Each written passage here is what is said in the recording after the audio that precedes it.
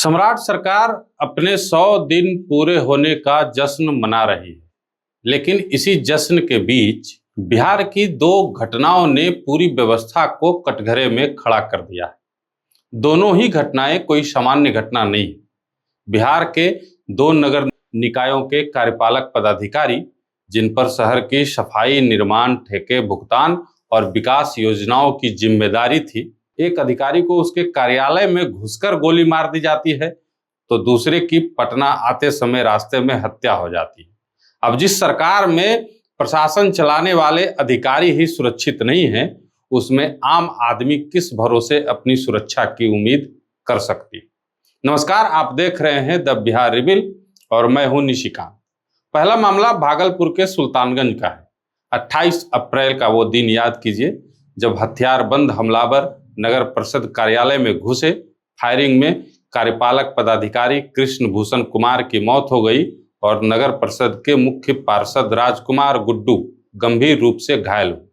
Report के मुताबिक हमलावर मुख्य पार्षद को निशाना बनाने पहुंचे थे, लेकिन उनसे निहत्थे भिड़ने वाले ईओ कृष्ण भूषण कुमार अपराधियों की गोली का शिकार हो जाते हैं। पुलिस ने रामधनी यादव को इस हमले का मुख्य आरोपी बताया और अगले ही दिन पुलिस मुठभेड़ में वह मारा गया। अब इस मामले का राजनीतिक कनेक्शन समझिए। मुख्य आरोपी रामधनी यादव की पत्नी नीलम देवी ने 2020 में लोक जनशक्ति पार्टी के टिकट पर विधानसभा का चुनाव लड़ा था। उसका बेटा मनीष कुमार लोजपा रामविलास के जिला कमेटी का मेंबर बताया गया। रामधनी की तस्वीरें चिराग पासवान और भाजपा के नेताओं के साथ भी सामने आई थी। इसका अर्थ यह नहीं है कि चिराग पासवान या उनकी पार्टी हत्या की जिम्मेदार है, लेकिन सवाल जरूर उठता है, इतने गंभीर आपराधिक इतिहास वाले परिवार को राजनीति में संरक्षण और पद कैसे मिले? पार्टी का झंडा किसी अपराधी के पुराने मामले धोने की वॉशिंग मशीन है क्या? और जब किसी आरोपी का राजनीतिक परिवार से इतना स्पष्ट संबंध सामने आए, तो पार्टी की जिम्मेदारी केवल यह कहकर समाप्त हो जाएगी कि कानून अपना काम कर रहा है। अब दूसरे मामले पर आइए।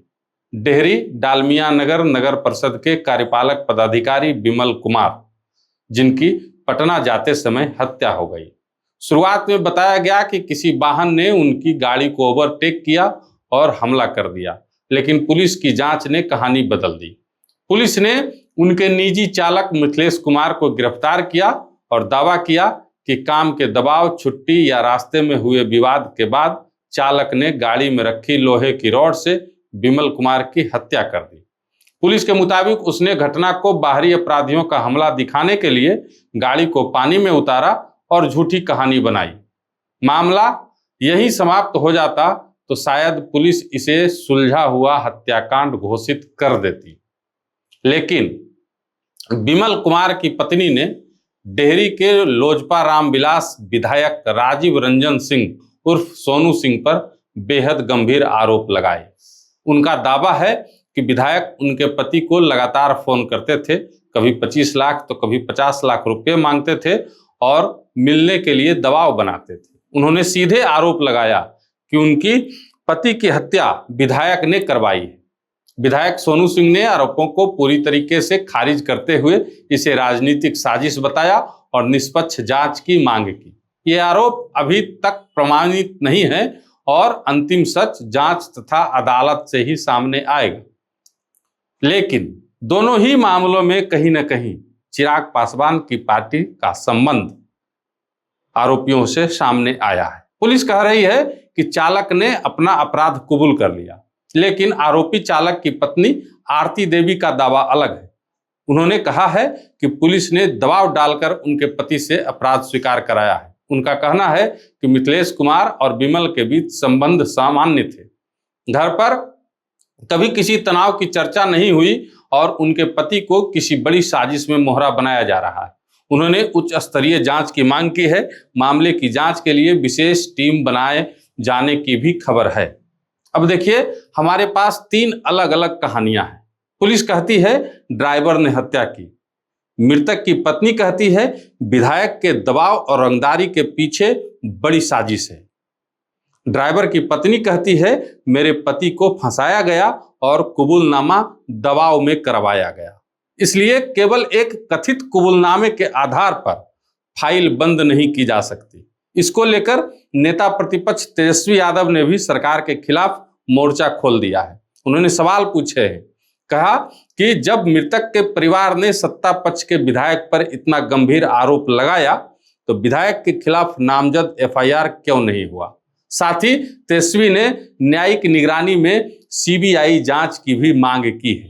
तेजस्वी विपक्ष में है, जाहिर है वह राजनीतिक हमला करेंगे, लेकिन केवल यह कह देना कि विपक्ष राजनीतिक हमला कर रहा है, विपक्ष राजनीति कर रहा है, ये आरोपों का जवाब नहीं है।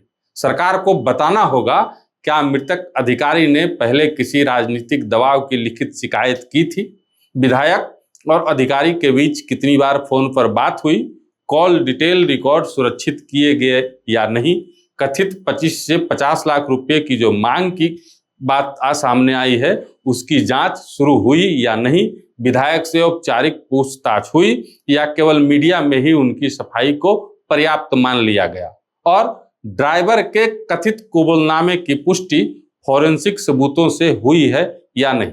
दो घटनाएं, लेकिन एक बड़ा पैटर्न।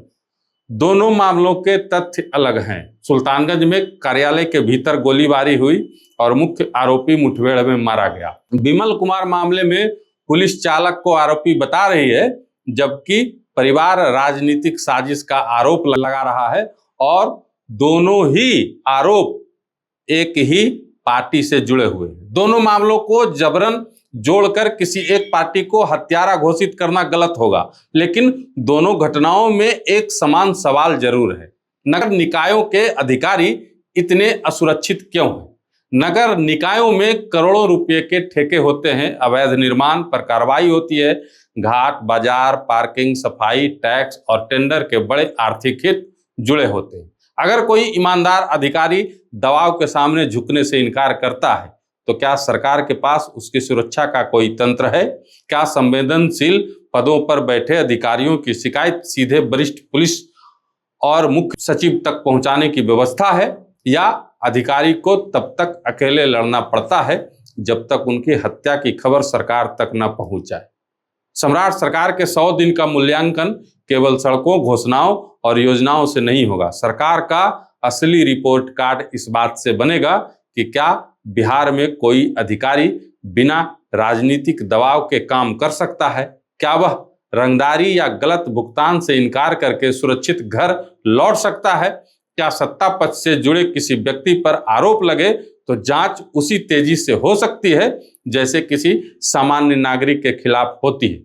सुल्तानगंज में एक ईओ सरकारी कार्यालय के अंदर मारा गया, डेहरी के ईओ की रास्ते में हत्या हुई। एक मामले में आरोपी परिवार के राजनीतिक संबंध सामने आए, दूसरे मामले में सत्ता पक्ष के विधायक पर मृतक की पत्नी ने सीधा आरोप लगाया जिसे विधायक ने खारिज किया। सरकार किसी आरोप के आधार पर विधायक को दोषी घोषित नहीं कर सकती, लेकिन सरकार इन आरोपों को नजरअंदाज भी नहीं कर सकती।